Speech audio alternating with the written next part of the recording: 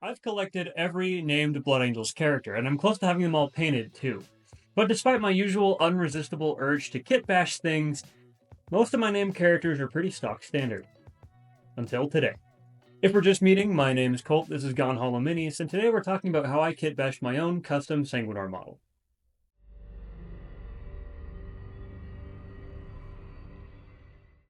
Part of the reason I don't usually kitbash named characters is because they feel a little bit more special. Generic characters like generic chaplains and captains, I have no problems kitbashing because it gives me the chance to make them feel more special. It gives these generic lumps of plastic a little bit more character. Named heroes are a little bit different to me.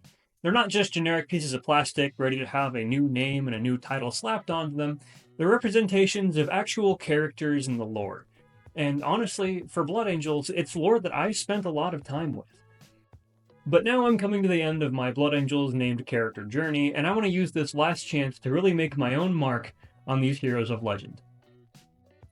To make this mark as big as possible, I decided to kitbash the Sanguinor miniature. This model is probably the closest that I'm ever going to come to fielding a Primarch as a Blood Angels player, so might as well go big. Now, here's where we already started running into problems. Another reason I don't kitbash named characters is because they're usually designed to go together one way. All of the parts are usually keyed so that you can only really do one pose. In this case, the Sanguinor's arm and right leg are all molded into one big lump of plastic. This is going to make kitbashing pretty difficult. Not impossible, of course, just difficult. But plastic lumps aside, from here I was able to start putting together an actual plan.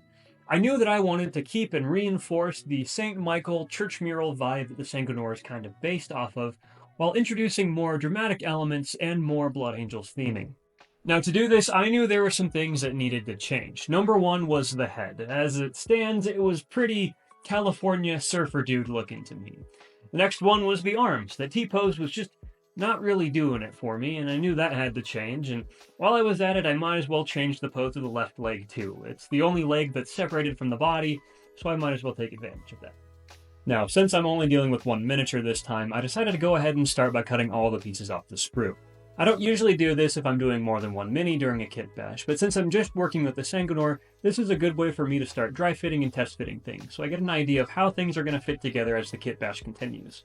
Now, I really wanted to start with something that I hoped would be an easy victory, and in this case it was turning the Sanguinor's ramen-haired, square-chinned surfer bro head into the head of an actual angel. Step one on that process was getting rid of those cheek tubes. I don't really know why the Sanguinor needed cheek tubes in the first place, since I don't believe the original model had them, but getting rid of them is an easy way to bring the helmet back into a more death mask kind of feel.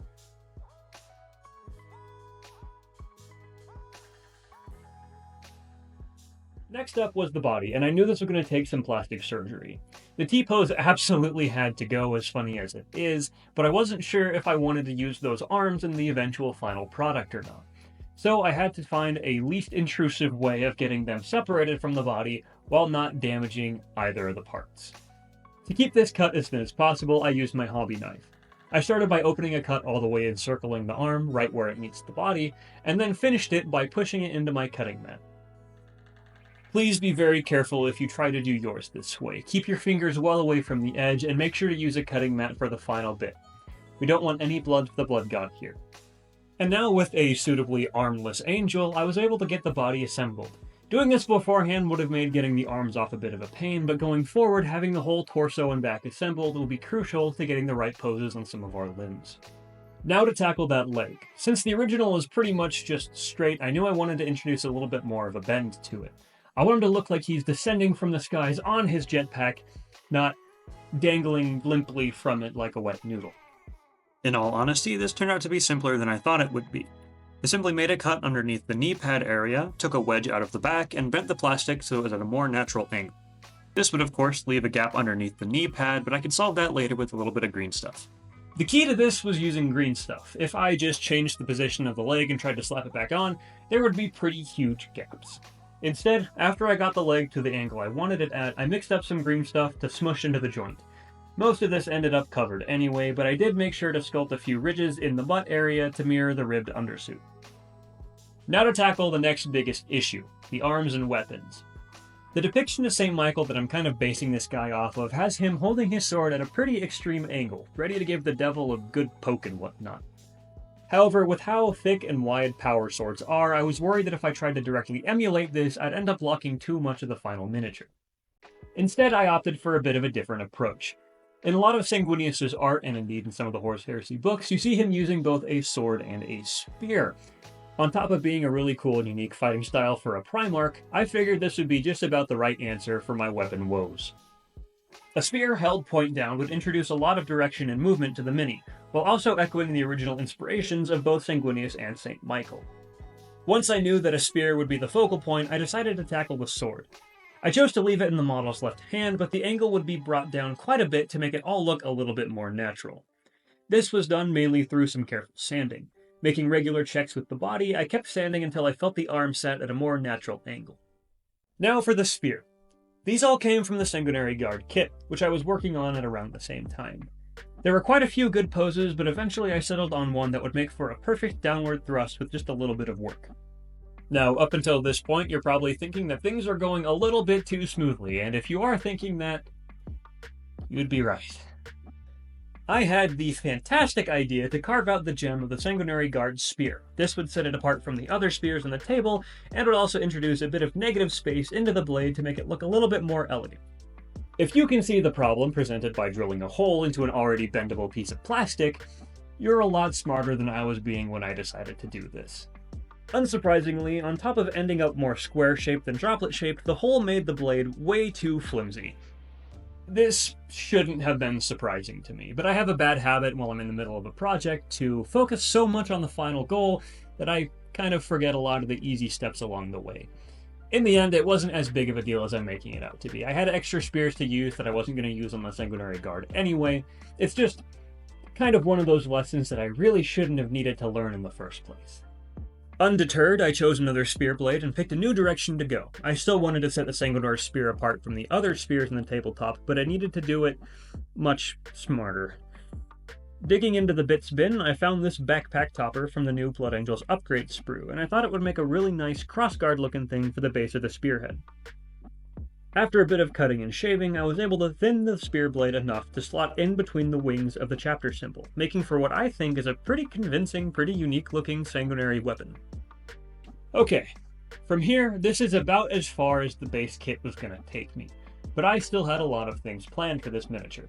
To be fair though, just using GW plastic, I definitely think it already looked quite a bit better. It was more dynamic, more natural, but still reminiscent of the religious art it was based off of.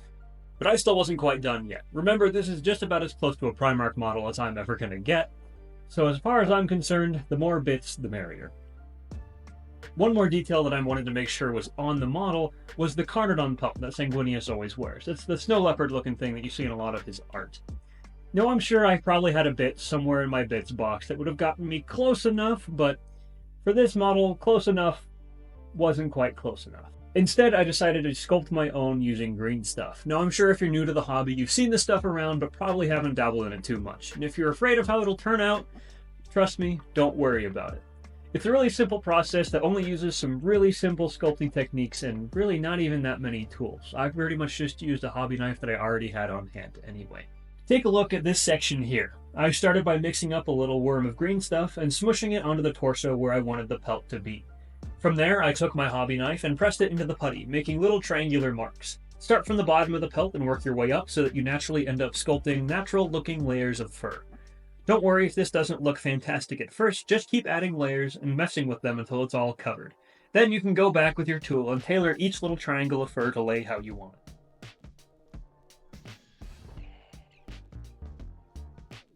Now at this point, we're starting to get towards the end. I don't want to make the model too busy, and the big fur pelt is already a pretty big focal point, so I don't want to add too many more details. So to finish up, I just spent a little bit of time fixing things that I missed, mistakes that I made, and the last few details that needed to be added, like the little Roman armor skirt things he's got on his left side, and some of the parchment bits that are on top of the pelt on his right. I also made sure to go back and add Greenstuff to the knee and neck areas, which were places that had a few gaps after the whole kit bashing process. But once that was done, I was able to slap them all together, leaving me with something that looked like this. Whether the Sanguinor is the echo of Sanguinius, the spirit of Ascalon, or something else entirely, I don't think we'll ever really know. But regardless, I do know that if any Blood Angel deserved a fresh look for this fresh edition, it's definitely the Sanguinor. Thank you all for sticking with me to the end of this kit bash. This is a really fun challenge to put myself to. I haven't done much Greenstuff sculpting in all honesty, so it was nice to jump in with both feet, and I think it really paid off. If this video inspired you to kitbash your own Sanguinor, I would absolutely love to see it. Tag me or send me a DM at Gone Hollow Minis over on Instagram. I would love to take a look. As always, thank you so much for watching. Don't be shy about liking and sharing, and make sure to drop a comment to leave me some feedback. I'm always looking to make myself and my videos better. Until next time, don't be afraid to tell your own hobby stories, and of course, don't you dare go hollow.